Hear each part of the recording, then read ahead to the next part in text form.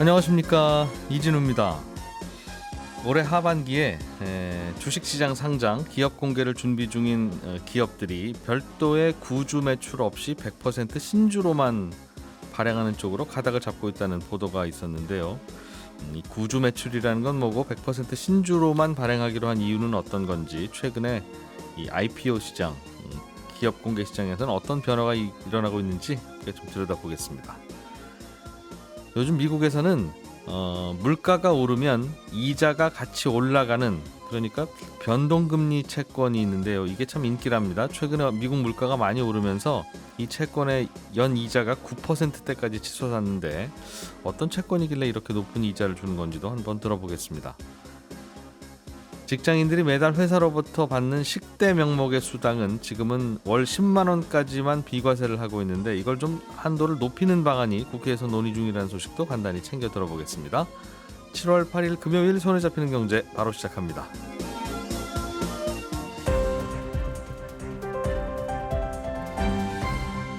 이진우의 손에 잡히는 경제.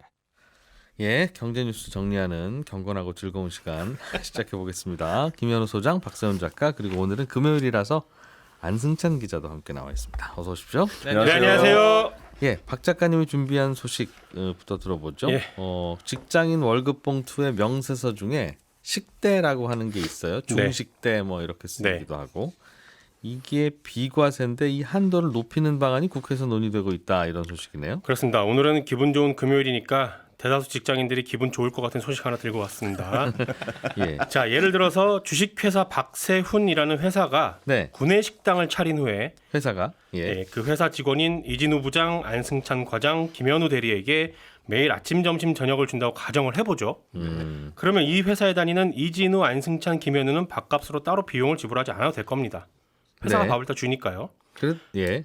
뭐 물론 그래도 사 먹을 수도 있죠. 네, 많이 사 먹을 수도 있고요. 네. 근데 그 한 달간 먹는 식비가 요즘 물가로 한 월 50만 원이라고 해볼게요. 정확하게는 이제 식재료비가 월 50만 원 정도 드는 거겠죠, 1인당. 네네. 그럼 주식회사 박세훈의 직원들은 사실상 월급에 50만 원을 더 받는 셈입니다. 회사로부터 그렇습니다. 돈 대신 밥으로 받을 뿐이지만. 그렇죠. 예. 그런데 그 50만 원에 대해서는 정부가 따로 세금을 물리진 않습니다. 음흠. 이건 그냥 회사가 직원을 위해 제공하는 복지 차원이다, 이렇게 보는 거거든요. 음흠. 그런데 주식회사 박세훈이 구내식당을 운영해 보니까 이건 기껏 밥 해줬더니 반찬이 부실하네, 어쩌네, 미국 회사 구내식당은 안 그러던데, 이런 소리나 듣고 직원들의 불만이 많아요. 그럴 수 있죠? 그럴 예. 수 있습니다. 충분히. 예. 특히 미국 구내식당 쪽 얘기가 많이 나올 수가 그럴 수 있는데, 있습니다. 예. 그래서 이거 도저히 못 해먹겠다, 그냥 구내식당 접고 직원들한테 밖에서 밥 사 먹으라고 하자라고 하면서 월에 50만 원을 월급 외에 식대 명목으로 주면, 예. 이때 현금으로 주는 50만 원에 대해서는 정부가 세금을 매깁니다.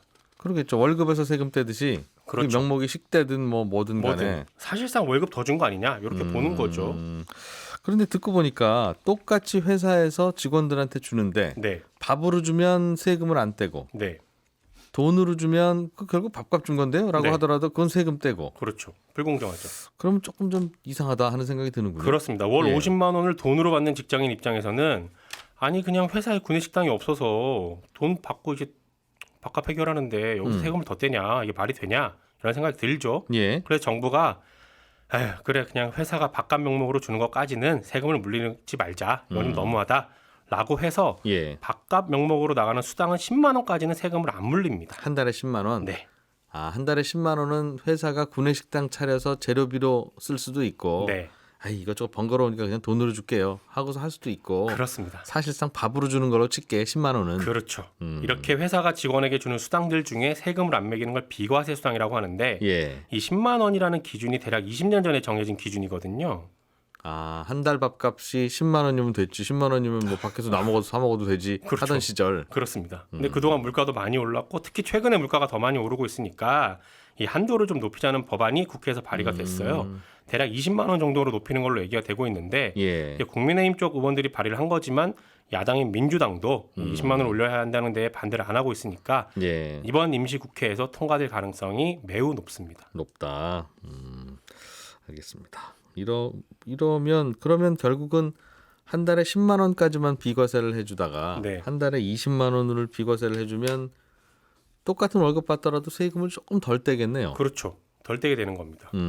정부 입장에서 볼 때 세금이 덜 들어오는 거고요. 예. 그 식비 한도를 지금보다 10만 원 늘린다면 이것도 계산이 좀 복잡한데 네. 단순하게 좀 계산을 하면 과세 표준 연 4,600만 원에서 8,800만 원 이하다. 그럼 1년에 28만 8천 원 정도 세금 덜 냅니다. 월에 한 2만 4천 원 덜 내는 거고요. 예. 과세 표준 1,200만 원 초과 4,600만 원 이하인 경우는 연 18만 원, 월 15,000원 정도 덜 내게 되는 겁니다. 근데 다만 원래부터 식비가 10만 원이었던 직장인들 물가가 오르거나 말거나 여전히 식비가 10만 원으로 고정돼 있다면 사실상 한도를 올려줘도 혜택을 좀 볼 수가 없고 예. 그동안 비과세 한도를 핑계로 식비를 10만 원으로 묶어뒀던 회사들이 이제 만약에 국회에서 이제 비과세 한도 20만 원을 올리면 네. 한도 올라갔는데 20만 원을 올려주세요라고 해서 이걸 식비 명목을 올리면 도움이 될 겁니다. 근데 이거는 뭐 어차피 월급 봉투를 분류 칸막이를 어떻게 하느냐의 문제라서 그렇죠. 네. 모든 회사는 바보가 아니라면 월급 봉투에서 식비 20만 원 이렇게 쓰겠죠. 그렇습니다. 다 그렇게 쓸 겁니다. 예, 그렇게 안 쓰면 이거는 항의해야 되는 근로자가 왜 밥도 안 주면서 세금 처리도 이상하게 합니까? 그렇게 할 수 있는 건데 오늘 근데 박 작가님 말씀해 주신 이 내용을 들어보니까 그러면 회사에서 예를 들면 어린이집을 운영한다. 네.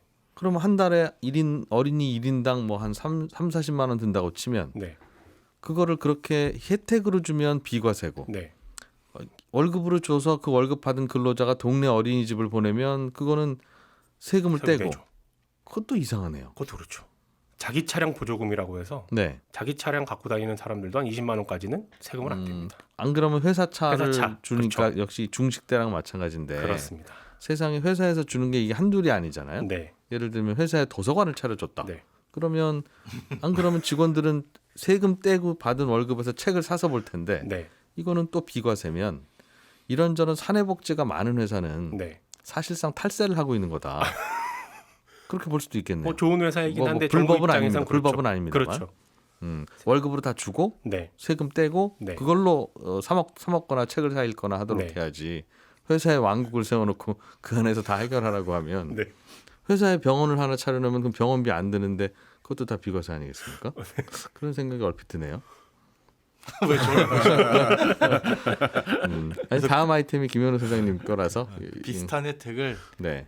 그런 복지를 못 주는 중소기업들이나 뭐 조금 소규모 기업들한테 비과세 혜택을 넓혀주어야 되나 싶습니다. 그래서 거들 세금은 걷고 네. 그 세금으로 뭐 어떤 기업 혹은 어떤 분들에게 어떤 복지 혜택 주는 거야? 그거야 그 다음 문제인데 네. 그런 생각이 드네요. 이런저런 사회복지가 많은 기업을 우리가 칭송해야 되는 기업으로 그동안 생각해 왔는데 그러게요.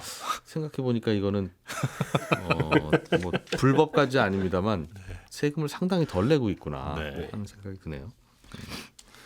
김현우 소장님 최근에 그 주식시장에 상장하려고 하는 신입생 기업들이 모여 있는 IPO 시장 네. 여기에 분위기가 좀 이상해지고 있는 모양이에요. 네, 공모주라고 하죠. 근데 이상해지는데 사실은 이 공모주 투자하시는 분한테는 좀 좋은 소식일 수도 있습니다. 지금 뭐 컬리, 소카, 현대오일뱅크 그리고 굵직굵직한 기업들이 그 주식시장에 대비를 준비 중인데 네. 작년, 재작년하고는 다르게 이제 구주 매출이라는 걸 줄이거나 없애는 모습을 보이고 있어요. 그러니까 기업이 상장을 할 때는 원래 주식을 새로 발행해서 회사에 필요한 자금을 마련할 수가 있죠. 그러니까 예를 들어서 공모 금액이 100억 원이다. 그러면 10,000원짜리 주식 100만 장 새로 발행하고 네. 이 주식을 시장에 공개적으로 팔면 100만 장 곱하기 10,000원 해가지고 100억 원의 현금이 회사 돈으로 들어오잖아요. 그렇습니다. 그럼 그 돈으로 회사는 뭐 공장도 짓고 뭐 연구 개발도 하고 사업도 확장할 수 있고 그러면 이제 성장할 가능성도 높아지고 아 여기 잘 되겠다 싶어서 주가도 올라가고 네. 이게 이제 뭐 선순환이라고 할 수 있는데 실제로는 많은 기업들이 이렇게 주식을 새로 찍어내기만 하는 게 아니라 상장하기 오래 전부터 여기 회사 사장님은 물론이고 네. 여기에 투자하신 투자자들, 뭐 가족들 뭐 이렇게 해가지고 주식들이 굉장히 많을 거 아니에요. 그렇겠죠. 그런 주식들을 시장에 파는 걸 이제 구주 매출이라고 합니다. 이미 있는 주식들을. 그래서 예를 들어서 공모 금액이 아까처럼 100억 원인데 이 중에 구주 매출이 50%라고 한다면 그냥 기존 주주들이 가지고 있던 주식을 예. 50억 원에 팔겠다. 그러니까 사실은 회사로 돈이 들어오는 건 100억 중에 새로 들어오는 건 50억이고 네. 나머지 50억 원어치는 그냥 주인만 바뀌는 거죠. 그러다 보니까 결국에 이런 구주 매출 비중이 높으면 높을수록 새롭게 이 회사 주식을 사려고 하는 분들한테는 좀 매력이 떨어지는 거고. 네. 그래서 일반적으로는 구주 매출의 비율이 높은 건 대체로 좀 부정적인 요인이라고 볼 수가 있습니다. 음흠. 근데 작년처럼 뭐 재작년처럼 주식시장이 뜨거울 때는 구주 매출 비중이 높으면 안 좋습니다라고 하더라도 네. 핫했거든요. 사람들이 많이 찾고 그랬는데. 똑같은 주식인데 뭐 사장님 개인 주식이건 새로 발행한 주식이건 무슨 상관이냐. 그렇죠. 그냥 빨리만 싸게라도 빨리 가지자라고 네. 했는데 이제 시장이 안 좋아지다 보니까 올해 이 IPO를 추진했던 여러 기업들이 수요 예측에서 실패를 했어요. 그러다 보니까 상장을 뭐 철회하거나 지연하거나 연기하거나 이랬는데 그렇기 때문에 이제 구주 매출 비중을 낮추는 회사들이 굉장히 늘어나고 있습니다. 그러면 똑같은 주식인데 네. 설립자, 창업자가 갖고 있던 주식 팝니다라고 하면 사람들은 싫어하고 네, 새롭게 찍어서 드리겠습니다라고 하면 그건 좋아한다는 뜻입니까? 그렇습니다. 똑같은 주식인데. 똑같은 주식이지만 사실 주식을 받는 입장에서는 그래도 예. 이 회사에 새로운 자금이 들어오느냐 그리고 또 회사 사장님이 본인 지분 팔고 나간다라고 한다면 이제 이 사장님이 회사 버리는 건가? 이 공모 가격, 이 주식 가격을 네, 싸게 사야 되는데 그렇죠. 사장님이 팔아? 팔려면 또 비싸게 그러면 이건 싼 주식이 아닌 것 같은데? 라는 생각이 들기 시작했다. 그럴 수 투자자들이. 있죠. 이런저런 이유들을 추측할 수 있기 때문에 구주 매출 비중이 높으면 네. 대체적으로 이 공모주는 좀 별로야 라는 게 일반적이었는데 예. 그래서 그 비중이나 비율을 줄이고 있습니다. 창업자도 인간인데 네. 왜 주식을 싸게 팔고 싶겠냐? 비싸게 팔고 싶지. 그런데 지금 이렇게 많이 판다는 건 그렇죠. 지금 가격이 비싸다는 뜻이네. 네. 라는 생각을 한다. 투자자들이. 그런 추측을 할 수 있는 거죠. 충분히. 그렇다면 창업자는 돈을 어디서 법니까? 처음에 그러게 창업할 말입니다. 때는 자기 돈 끌어들이고 뭐 해서 이것저것 빚도 지고 해가지고 만들었을 거고 맞습니다. 상장을 해도 자기 주식을 못 팔면 네, 그럼 월급만 받아가세요라는 뜻인데 그렇죠. 또 스타트업이 뭐 이렇게 월급을 많이 줍니까? 아무리 창업자지만 맞습니다. 할 수도 있으면 예, 돈은 언제 버나 하는 생각. 그렇죠. 음. 사실은 스타트업을 창업해가지고 돈을 벌 수 있는 건 이걸 뭐 엑시트라고 하잖아요. 이렇게 네. 이렇게 회사를 잘 키워가지고 상장하면서 그 회사를 창업한 창업주 그리고 여기를 믿고 투자해준 투자자들은 예. 이렇게 상장을 할 때 기존에 갖고 있던 주식을 좀 비싸게 팔아서 돈을 벌고 여기에 이제 전문적으로 투자하는 투자자들은 그 돈을 회수해서 또 다른 스타트업에 또 투자를 하고 예. 리스크를 감수하면서 이래야 사실은 선순환이 이루어지는 거라 이 구주 매출이 반드시 나쁜 것만은 사실은 아닙니다. 이게 뭐 좋고 나쁜 건 아닌데 예. 공모주를 투자하는 사람 입장에서만 사실은 좀 부정적인 거죠. 그런데 지금 시장에서 이 구주 매출이 높다 보니까 사람들한테 인기를 못 끈다라고 판단을 해서 일단은 상장부터 시키자. 네. 상장을 시켜놓으면 언제든 그 공개된 시장에서 우리가 주식을 팔 수는 있으니까 상장이 급선무다라고 생각을 해서 발행사 그러니까 그 회사라든가 주관사가 기존 투자자나 이런 분들을 설득을 하고 있는 거죠. 공모가가 이 정도면 싸다는 어필을 해야 되니까 말로 설득하기에는 참 쉽지 않고 네. 제가 한 주도 안 파는 거 이걸 보십시오. 보세요. 우리도 안 팔잖아요. 얼마나 싸면 제가 한 주도 안 팔겠습니까? 이 얘기를 하고 싶다는 거군요. 네. 그러다 보니까 실제로 지난달 5월하고 6월에 IPO 추진한 10개 기업 중에 9개 기업이 구주 매출이 하나도 없이 신주 100%로만 모집을 했어요. 예. 이건 분위기가 굉장히 많이 달라진 건데 여기에 이제 최대 주주가 상장 후에도 나 주식 안 팔겠다. 예. 이렇게 약속을 해놓는 걸 보호예수라고 하거든요. 이 보호예수 기간도 지금 보니까 6개월이 제일 짧은 거고 대부분 2년에서 3년까지 걸어놓습니다. 저는 2년에서 3년 동안 주식 안 팔겠습니다. 그렇다면 대주주는 창업 후에 상장시키고 상장 후에 2년, 3년 후까지도 네. 이론적으로는 돈 나올 곳이 하나도 없는 거네요. 그렇게 볼 수 있겠죠. 이론적으로 물론 이제 구멍은 있겠지만 네. 알겠습니다. 이러니까 이제 창업하기 전 또 중간 중간에 친구, 친척, 친인척, 가족 명의로 파킹을 해놓는 게 예. 이게 결국은 또 악순환인 거예요. 그렇습니다. 그러겠죠. 예. 무리하게 막는다 싶으면 방어를 하겠죠 스스로도. 충분히 미리미리 준비를 하죠. 자, 안승찬 기자님, 네. 미국에서는 연 9%가 넘는 채권인데 이게 또 뭐 어떤 이상한 회사채가 아니라 국채라고 해서 네, 그런 게 인기라고 하는 얘기가 있네요. 뭡니까? 미국 얘기인데 예. 미국 재무부가 판매하는 뭐 저축 채권이 여러 종류가 있습니다. 네. 근데 요즘 그 중에서 인기 있는 게 이제 시리즈 I 세빙스 본드라고 해서 줄여서 그냥 I 본드라고 부르거든요. 이름에 I가 들어가 있으니까 이 I가 이제 인플레이션의 I를 뜻하는 그런 뜻입니다. 그래서 물가 상승률이 이자에 반영된다 하는 게 이제 I 본드인데 이게 말씀하셨다시피 미국에서 요즘 굉장히 인기예요. 물가 상승률을 반영하는 채권이기 때문에 요즘 미국의 물가가 워낙 높잖아요. 예. 현재 금리가 9.6%까지 뛰었거든요. 이게 미국 정부가 발행하는 거라서 부도날 확률이 사실상 거의 없는 채권인데 1년에 9%대 금리 주니까 뭐 그야말로 너도 나도 아이본드 사려고 안달이 났다. 뭐 그러고 있고 조금 우스갯소리로 요즘 미국 사람들이 서로 만날 때 인사말로 너 아이본드 샀니? 이렇게 안부를 묻는다는 얘기가 있을 정도의 뭐 조금 과장된 얘기긴 하겠습니다. 그런 기사도 있고 예. 이게 미국 재무부 사이트를 통해서 채권 구매해야 되거든요. 근데 워낙 사람들이 몰려서 이게 전화 인증을 통을 해야 되는데 예. 콜센터에 뭐 몇 시간, 두세 시간 기다리는 일도 다반사다. 그래서 며칠 전에 월스트리트 저널에 나온 기사를 보니까 네. 당신이 인플레이션에 미치지 않았더라도 아마 아이본드 때문에 미칠 수 있다. 뭐 이런 기사도 있던데 뭐 아무튼 그만큼 선풍적인 인기를 누리고 있다. 뭐 그런 분위기인 것 같습니다. 아니 미국 정부가 1년에 연 9%대 금리를 준다고 하니까 네, 너도 나도 뭐 아니 저라도 사고 싶을 것 같은데 네. 어떻게 9%대 금리를 주기로 하게 된 거예요? 그러니까 계산하는 공식이 이래요. 그러니까 정부가 이 아이본드의 고정금리를 기본적으로 발표를 합니다. 네. 거기다가 물가 상승률만큼 이자를 더해서 주는 그런 구조로 돼 있어요. 그러니까 아이본드가 원래 1998년에 클린턴 정부 때 처음 발행되기 시작했는데 예. 그때는 고정금리가 한 3% 정도는 되는데 요즘은 고정금리로 붙는 게 기본금리 일종의 이게 0%예요. 그러니까 물가 상승률이 0이라도 네. 빵이라도 최소한 이 정도는 드리겠습니다라고 그게 하는 게 지금은 고정금리인데 0이에요. 네, 그게 0입니다. 그러니까 네. 지금은 딱 물가 상승률만큼만 주는 금리를 채권이네요. 준다 이런 뜻이에요. 예. 그런데 지금 뭐 물가 상승률이 워낙 뛰니까 이 아이본드 경우 계산한 공식을 봤더니 네. 6개월에 한 번씩 물가 상승률을 반영해서 재산정하거든요. 근데 지금 최근 6개월 동안 한 4.8% 미국에서 물가가 상승한 걸로 나옵니다. 예. 그러면 6개월에 6.8%니까 하반기에도 똑같이 4.8%. 4.8%, 4.8 오른다고 가정하면 두 개 더하면 9.6%가 나오니까 그래서 지금 아이본드를 사면 9.6%의 금리를 지급하게 된다 이런 건데 내년 1월부터는 그렇습니다. 그러다 또 내년 6월에는 또 한 번 산정하긴 하겠네요. 그렇죠. 6개월마다 계속 산정하는 거예요. 물론 그러니까 물가가 떨어지면 그만큼 금리도 낮아주는 구조고 네. 만약에 극단적으로 물가가 마이너스로 돌아섰다.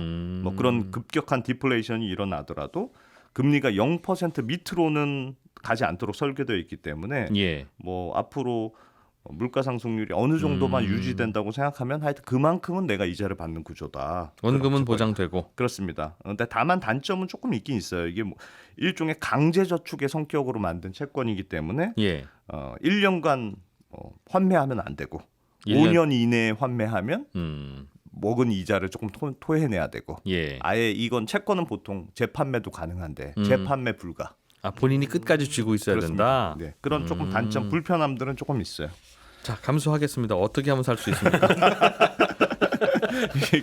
이게 안타깝게도 예. 미국 시민권이 있거나 최소한 미국에 거주해야 하지만 투자할 수 있는 상품입니다. 이게 클린턴 정부가 미국인들이 저축을 잘 안 한다. 하도 저축을 안 하시니까. 그래서 노후 자금용으로 저축 유도하기 위해서 만든 정부 채권이기 때문에 미국에서도 1인당 살 수 있는 금액이 1년에 15,000달러 이렇게 딱 정해져 있어요. 아, 그리고 또 이렇게 항상 나라에서 뭐 하는데 한정으로 정해져 있으면 이거는 그냥 보지 말고 줄 서야 되는 거예요. 네, 되게. 그래서 뭐 은행에 가서 이 사람 미국에 살고 있는 사람이 맞다 이런 공증도 받아야 구매할 수 있기 때문에 우리는 투자할 수 없는데 다만 요즘 물가 상승이 높으니까 미국 정부가 발행하는 물가 연동 국채라는 게 있잖아요. 그것도 물가에 따라서 이제 이자가 달라지는 미국 정부 채권이고 또 뭐 물가 연동 국채는 관련된 ETF 상품들도 많이 나와 있으니까 그러니까 그럼 미국 정부가 네. 물가 연동 국채라고 하는 것도 발행하고 그렇습니다. 이것도 물가가 4%면 그럼 금리 4% 주는 겁니까? 물가 연동 국채도? 그거 좀 다릅니다.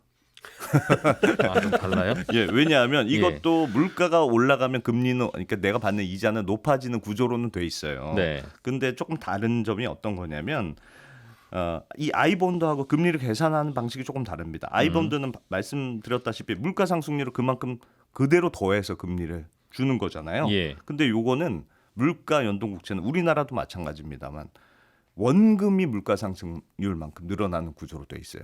이게 무슨 말이냐면 예를 들어 볼게요. 만약에 이진우라는 사람이 100만 원어치 물가 연동 국채를 샀어요. 예. 근데 표면 금리가 고정 금리가 1%라고 해봐요. 그럼 1년에 원래는 이자를 1%는 주는 거죠. 10,000원 주는 예, 거잖아요. 예. 근데 물가 상승률이 5%로 뛰었어요. 네. 그러면 아까 전에 아이본드의 계산 방식은 기존의 고정금리 1%에 5%를 더해서 이자가 5% 붙은 셈이죠. 6%의 금리를 주는 겁니다. 이자를 주는 겁니다. 감사하죠. 그러면 예. 갑자기 이자가 6배 뛰는 거잖아요. 근데 예. 물가 연동 국채는 그런 식으로 계산하는 게 아니고 네. 원금이 물가 상승률만큼 올랐다고 그럼 계산해요. 원금이 105원이 되고 그렇습니다. 이자가 1원이 붙으면 그렇죠. 105원에 1%만 준다. 그러면 그거나 원금이 100원이고 물가가 5% 올랐으니 이자를 5 더해서 네. 105원에 원래 드리겠다고 한 거 1원 드리겠습니다 하면 106원이고 네.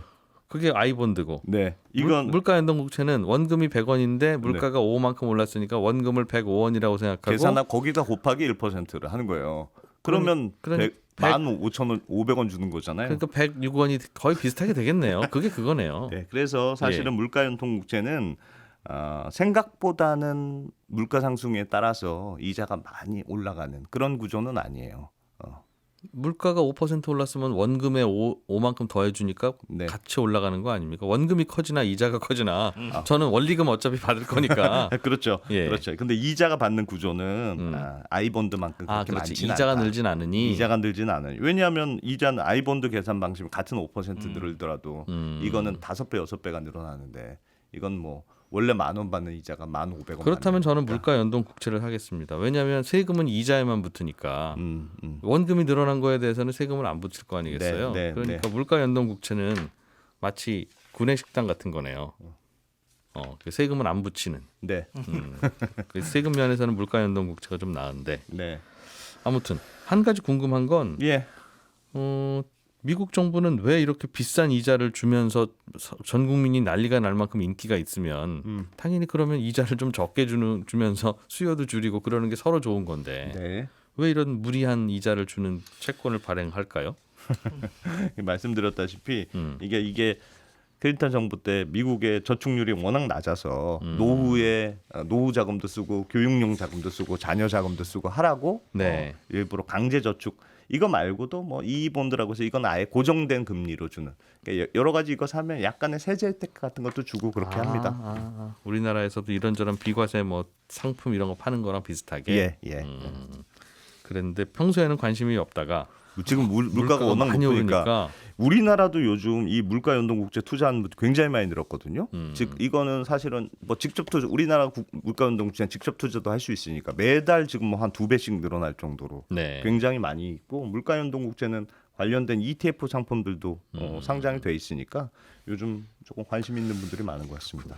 근데 이러다가 물가 떨어지면 이 채권 가격도 떨어져서 그렇죠. ETF에 투자하는 분들은 추락할 수도 있겠네요. 끝까지 그냥 이 채권 들고 가서 네. 원금 상환 받겠습니다 맞아요. 하는 분이야 원금이 손실되는 일은 없겠으나. 그러니까 기본적으로 물가 상승률이라는 게 원금을 예. 따먹는 구조니까 그걸 최소한 보전하겠다. 예, 한승찬 기자, 박세훈 작가, 김현우 소장 고생하셨고요. 저는 11시 5분에 손경제 플러스에서 다시 인사드리겠습니다. 청취자 여러분 고맙습니다.